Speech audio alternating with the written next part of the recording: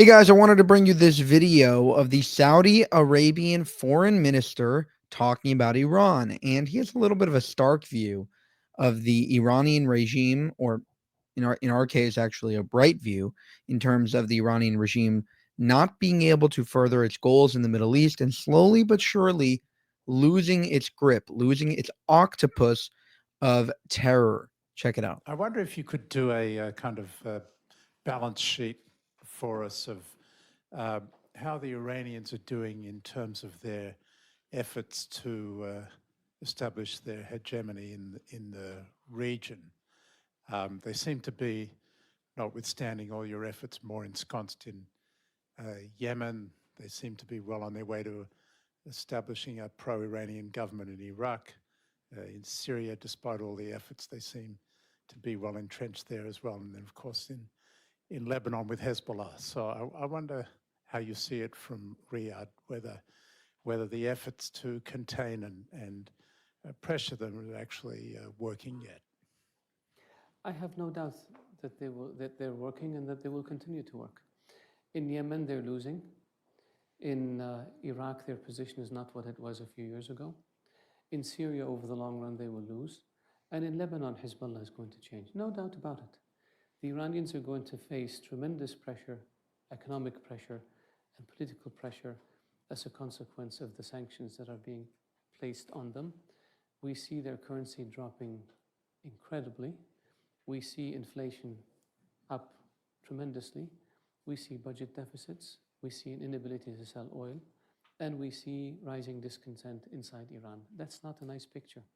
If you go beyond the Middle East, the Iranian position in Africa is a skeleton of what it was 3 or 4 years ago.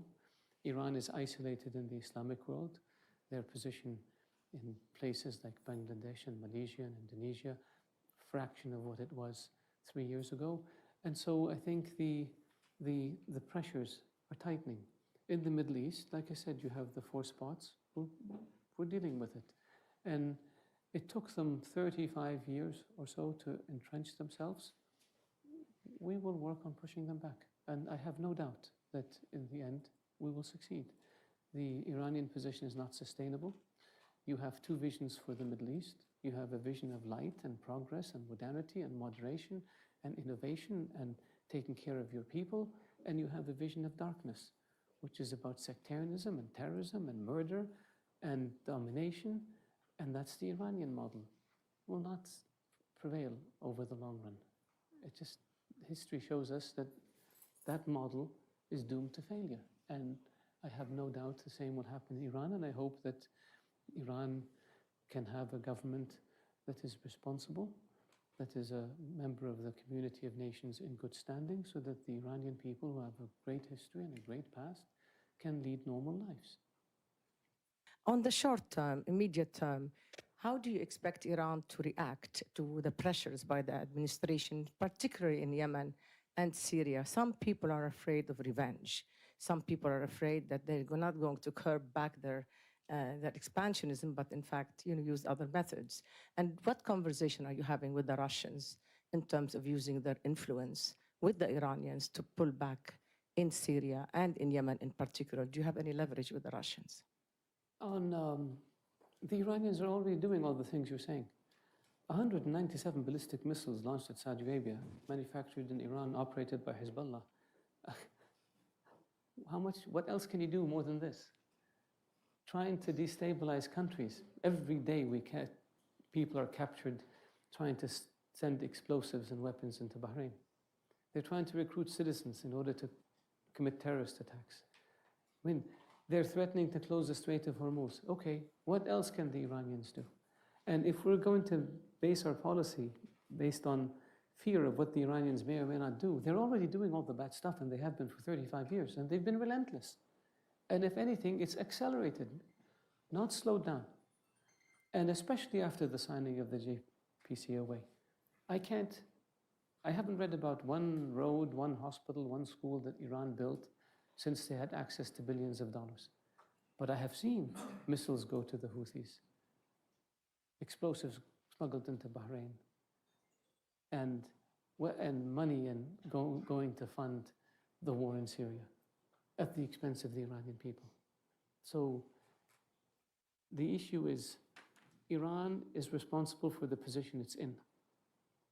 Iran is the world's chief sponsor of terrorism. Iran is the one that is trying to dominate the region. Iran is the one that is sending its Quds forces and Revolutionary Guards into other countries to destabilize them. And that has to stop. That has to stop. Now, with regard to Russia, we have conversations with Russia. We don't talk to people about talking to the Iranians. Our view is Iran has no role in the Arab world. Our position is that Iran has no role in the Arab world other than to get out. And with Russia, our conversations are about the general situation in the region, and it's about moving Syria towards a political process. It's about our common interests in terms of energy. It's about the peace process. It's about fighting extremism and terrorism. It's about the unacceptability of interfering in the affairs of other countries. So we have a good dialogue with Russia on this. And I think that in the long run in Syria, the Iranian position is not tenable. And so we're working in that direction. Very interesting points there. There's a few things to unpack here.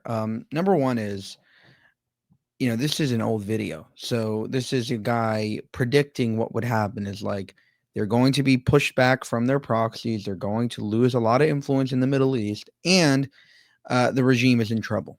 The regime is not going to last very long if they continue to go down this route, because there's two visions for the Middle East. There's an Abraham Accords. There's a moving forward and trying to bring it into the modern age and tie it to the West. And then there's going to be a very dark and Shia Islamic type of trying to drag them back into the past.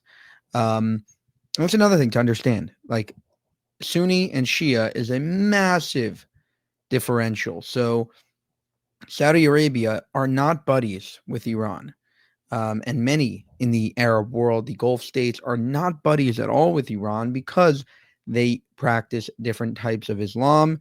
Sunni and Shia, massive problems they have with each other. And therefore, despite the fact that maybe they don't love Israel, they're willing to deal with Israel rather than deal with the Shia, their Shia Islamic counterparts. And Iran is really, slowly but surely losing a lot of its influence. Israel took out Hezbollah, pager attack.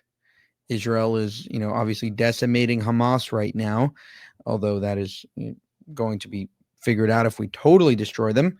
You have the Houthis that were pretty much decapitated.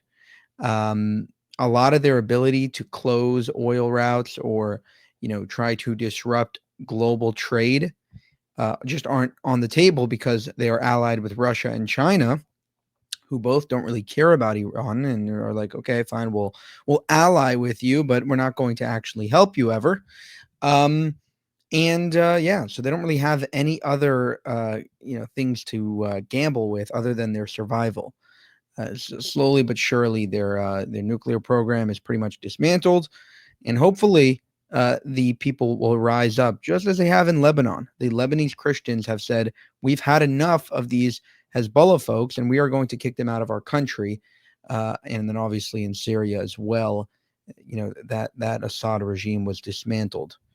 For more, to support the channel, you can go to buymeacoffee.com/JewishUncensored. You can also subscribe to the channel so we can reach 250,000 subscribers, which is not a small achievement. And you can also go to our channel memberships page to gain access to exclusive content. Thank you for watching, and have a good one.